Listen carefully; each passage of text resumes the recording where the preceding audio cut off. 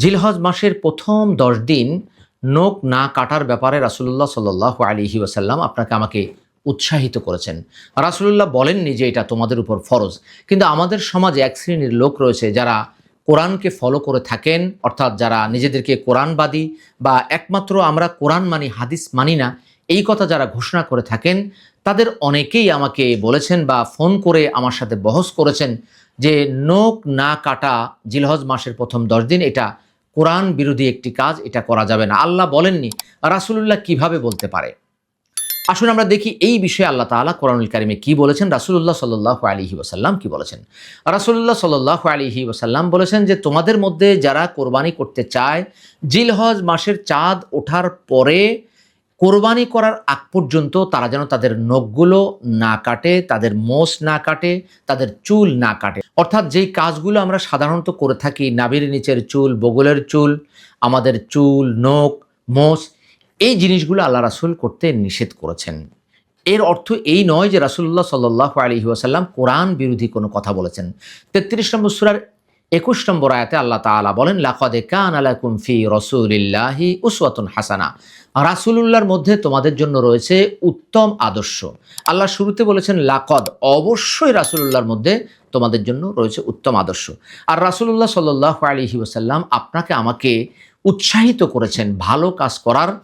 পাশাপাশি তিনি বলেছেন যে তোমরা তোমাদের এই নখগুলো, তোমাদের চুলগুলো, তোমাদের মোষ, এগুলো তোমরা কাটবে না। এর অর্থ কি? এর অর্থ হচ্ছে যখন আমি আমার নখের দিকে তাকাবো, আমার মোষের দিকে তাকাবো, আমার চুলের দিকে তাকাবো, আমার বগলের লোমের দিকে তাকাবো, তখন আমার একটি কথা বারবার মনে পড়বে যে আমি তো কোরবানি করছি। অথবা আমি যদি কোরবানি নাও করি, আমার এই কথা মনে আসবে যে এখন তো কোরবানির সময়, কোরবানির দিন, অর্থাৎ কোরবানির মাস চলছে, এই মাসে সবাই কোরবানি দিবে, আমি চেষ্টা করব আগামী বছর দেওয়ার জন্য। অর্থাৎ কোরবানির যে স্মরণ, আল্লাহ তাআলার যে স্মরণ, হজের যে স্মরণ, যারা হজ করতে গিয়েছে তারাও সেখানে কোরবানি করবে। এই যে আল্লাহর প্রতি একটা স্মরণ, এই স্মরণটাকেই রাসূলুল্লাহ সাল্লাল্লাহু আলাইহি ওয়াসাল্লাম আপনার আমার সামনে উপস্থাপন করেছেন। আমরা যেন নখের দিকে তাকিয়ে বুঝতে পারি যে আমরা কোরবানি করব, অথবা আমাদের সমাজের অনেকেই কোরবানি করবে। যারা কোরবানি করবেন না তারাও নখ রাখতে পারেন, অর্থাৎ তারা এই নফল কাজটি করতে পারেন। এটা কোনো বাধ্যতামূলক কাজ নয়। আমরা অনেক সময় সুন্নত শুনলে আমাদের গায়ে অ্যালার্জি আসে।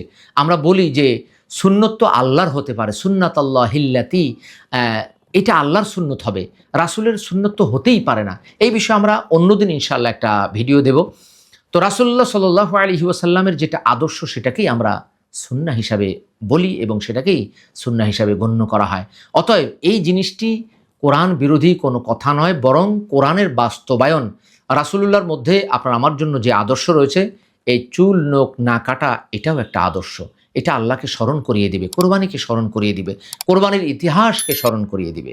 অতএব এই জাতীয় খুঁটে খুঁটে হাদিসকে কোরআন বিরোধী করা, কোরআনের বিরুদ্ধে দাঁড় করানো, কোরআনের বিপক্ষে দাঁড় করানো, এটা তাদের কাজ যারা কোরআনের বিরুদ্ধে কোরআনকে দাঁড় করায়। আল্লাহ তাআলা আপনাকে, আমাকে, আমাদের প্রত্যেককে এই তৌফিক দান করুক, আমরা যেন রাসূলুল্লাহর আদর্শকে ধারণ করতে পারি, আমরা যেন এই বিষয়ে বিতর্ক না করি। কুরআন সুন্নাহ ফাউন্ডেশন, কুরআন সুন্নাহ ফাউন্ডেশন।